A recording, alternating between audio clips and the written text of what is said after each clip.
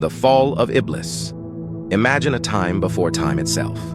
A realm where angels roamed, the heavens were vibrant with divine light, and a being made of pure fire stood apart from them all. His name was Iblis, a creature of extraordinary intellect and power. Once beloved, he was the highest among the jinn, created from smokeless fire, and even walked among the angels in the court of the Almighty. Yet, it was a single moment of pride that would cast him from the highest heavens into the deepest abyss of disgrace. This is the tale of Iblis, the one who refused to bow. It began on a day unlike any other, a day when the Creator had fashioned a new being, one made not of fire, but of clay. This new creation was Adam, the first human. Unlike the ethereal beings of light and fire, Adam seemed fragile, bound to the earth by his physical form. Yet he was more than what he appeared. Into him, God breathed his spirit, granting Adam knowledge, wisdom, and the capacity to choose between right and wrong. As the angels gathered in awe of this new creation, the divine command came forth. Bow down to Adam. It was not a command to worship, but to acknowledge the significance of God's new creation, an act of humility and recognition of Adam's unique potential. Without hesitation, the angels obeyed. One by one, they lowered themselves before Adam, not out of submission to him, but in obedience to their Creator. The heavens were filled with a sense of peace and harmony as they complied. But amidst the sea of bowed heads, one figure stood tall, his form rigid, his heart burning with defiance. Iblis.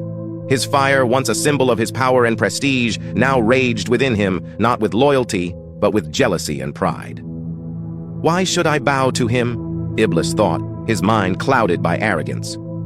I am made of fire, and he is made of mere clay. How could something so lowly be greater than me? The voice of God echoed through the heavens, addressing Iblis directly. What prevents you from bowing to Adam as I have commanded? With a haughty tone, Iblis responded, I am better than him. You created me from fire, and him from clay. In that moment, the fire of Iblis's arrogance consumed his reason. He had forgotten that the Creator's wisdom surpassed all understanding. What he failed to see was that it wasn't about what Adam was made of, but about the divine spirit and purpose placed within him. God's voice, usually filled with mercy, now resonated with anger.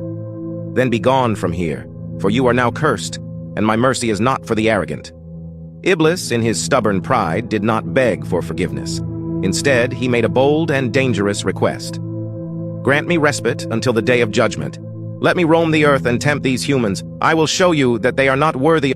With that, Iblis was cast out from the heavenly realm, banished to wander the earth, consumed by his mission to lead humanity astray.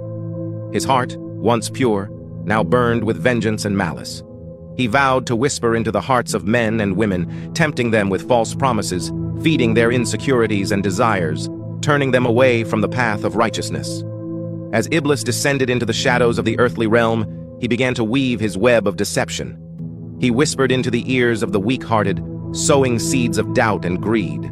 He appeared before the proud, fanning the flames of their vanity. His goal was clear: to prove that humanity, the creation he so despised, was unworthy of God's favor. But as the centuries passed, Iblis found that not all of humanity would succumb to his whispers. Some, despite their trials and temptations, remained steadfast in their faith.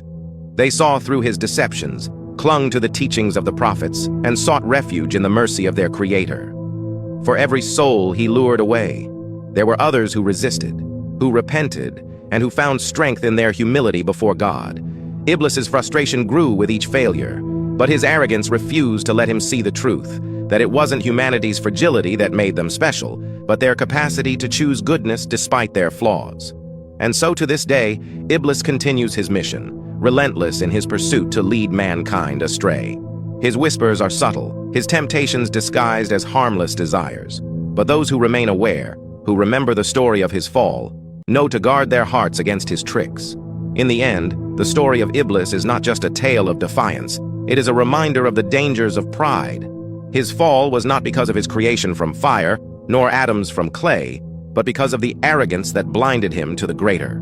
Truth, that true greatness lies in submission to the will of the Creator, in humility, and in the recognition that all creation, whether fire or clay, is equal in the eyes of God. And so, dear listener, remember this tale as you walk through life. Beware the whispers of Iblis, but more importantly, beware the arrogance that led to his fall. For in humility there is strength, and in obedience there is peace.